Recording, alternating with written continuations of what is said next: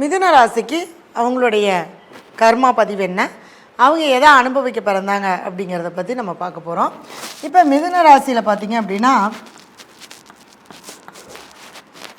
மிருகசீரிஷ நட்சத்திரம், திருவாதிரை, புனர்பூஷம், இந்த 3 நட்சத்திரங்களும் இங்கே இருக்குது. அப்போ ஒவ்வொரு நட்சத்திரத்துக்கும் ஒவ்வொரு பவர் இருக்கான கண்டிப்பாக இருக்குது. நம்ம இப்போ 12 ராசிக்கு பார்ப்போம். அடுத்ததாக நம்ம ஒவ்வொரு நட்சத்திரங்களுக்கு நம்ம பார்ப்போம். இப்போ 3, 4ஆம் பாதம், திருவாதிரை 1, 2, 3, 4 பாதம், புனர்பூஷம் 1, 2, 3 பாதங்கள் மிதுன ராசியில் இருக்கும். இந்த மிதுன ராசியில் பிறந்தவங்க, இந்த 3 நட்சத்திரத்தில் பிறந்தவங்களுமே எல்லா திறமையும் இருக்கும்.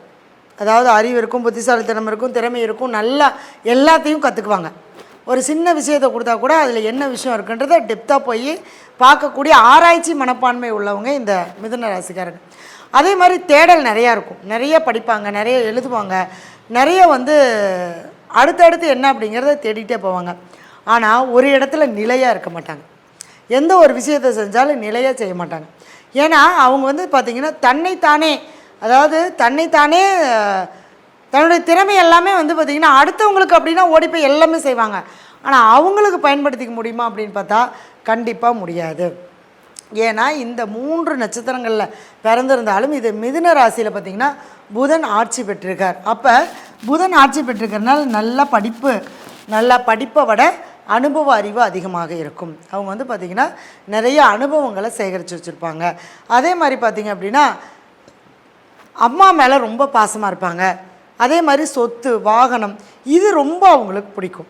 இது எல்லாமே அவங்களுக்கு ரொம்ப ஒரு மிகப்பெரிய ஒரு ஆசைப்பட்ட ஒரு விஷயமாக அவங்களுக்கு கிடைக்கும். சரிங்களா? ஆனால் இந்த இடத்துல பார்த்திங்கன்னா இவங்க யாருக்கிட்டேயும் பார்ட்னர்ஷிப் போடக்கூடாது. பார்ட்னர்ஷிப் போட்டாங்கன்னா கண்டிப்பாக தோற்றுருவாங்க. அவங்க நல்லா இருப்பாங்க, இவங்க பாதிக்குவாங்க. ஏன்னா எல்லாமே இவங்களுடைய முயற்சிகள் எல்லாமே அடுத்தவங்களுக்கு தான் பலன் கொடுக்குது. அப்போ இந்த மிதுன ராசியில் பிறந்தவங்க பார்ட்னராக யாரை போட்டுக்கணும்னா வாழ்க்கை துணையை போட்டுக்கணும். அப்போ வாழ்க்கை துணையை போடும்போது என்ன ஆகும்னா அந்த இடத்துல அங்கேயும் 2 பேத்துக்குள்ள கருத்து வேறுபாடுகள் வரத்தான் செய்யும். இருந்தாலும் இவங்களுக்கு அந்த 10ஆம் அதிபதியே 7ஆம் அதிபதியாக குரு வர்றதுனால, பாதகாதிபதியாகவும் இருக்கிறனால அடுத்தவங்ககிட்ட போய் நம்ம காசை விரையும் பண்ணிட்டு வர்றதுக்கு நம்ம வீட்டுக்குள்ளேயே நாம் அந்த வேலையை செஞ்சிடலாம். அப்போ வாழ்க்கை துணை மேலே பண்ணிவிட்டு இவங்க ஒரு ஸ்டாஃப் மாதிரி, அதாவது ஒரு வேலைக்கார மாதிரி அந்த இடத்துல ஒரு வேலையை செஞ்சுட்டு இருந்தாங்கன்னா இந்த மிதுன ராசிக்காரங்க ஜெயிச்சிடலாம். சரிங்களா? இந்த மிதுன ராசியில் பார்த்திங்க அப்படின்னா எந்த கிரகமும் உச்சமடைகிறதில்ல, எந்த கிரகமும் நீசமும் அடையிறதில்ல. ஏன்னா புதனுடைய வீடு அப்படிங்கிறதுனால இந்த 3ஆம் இடம் அப்படிங்கிறது காலச்சக்கரத்துக்கு மிகப்பெரிய ஒரு முன்னேற்றங்களையும் முயற்சிகளையும் கொடுக்கக்கூடிய இடம். அப்படிங்கிறனால இந்த மிதுன ராசிக்காரங்க முயற்சி பண்ணால் மட்டும்தான் ஜெயிக்க முடியும்.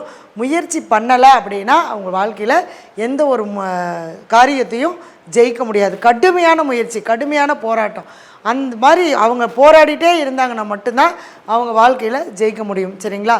மிதுன ராசிக்காரங்க புதன்கிழமை கண்டிப்பாக நான் சொல்கிறேன் என்னென்னா அசைவம் உணவை தவிர்த்து கொள்ளுங்கள். மிதுன ராசிக்காரங்க கண்டிப்பாக பெருமாள் கோவிலில் போயிட்டு அதாவது பெருமாளுக்கு ஒரு அர்ச்சனை பண்ணி நெய் தீபம் ஏற்றி சாமி கும்பிட்டு வந்தீங்கன்னா கண்டிப்பாக உங்களுடைய லைஃப்பில் ஏதாவது ஒரு பிரச்சனை இருக்குது அப்படின்னாலும் கூட அதிலிருந்து நீங்கள் ரிலீஸ் ஆகிடலாம். நம்பிக்கையோடு செய்யுங்க, நல்லதே நடக்கும். நன்றி, வணக்கம், வாழ்க வளமுடன்.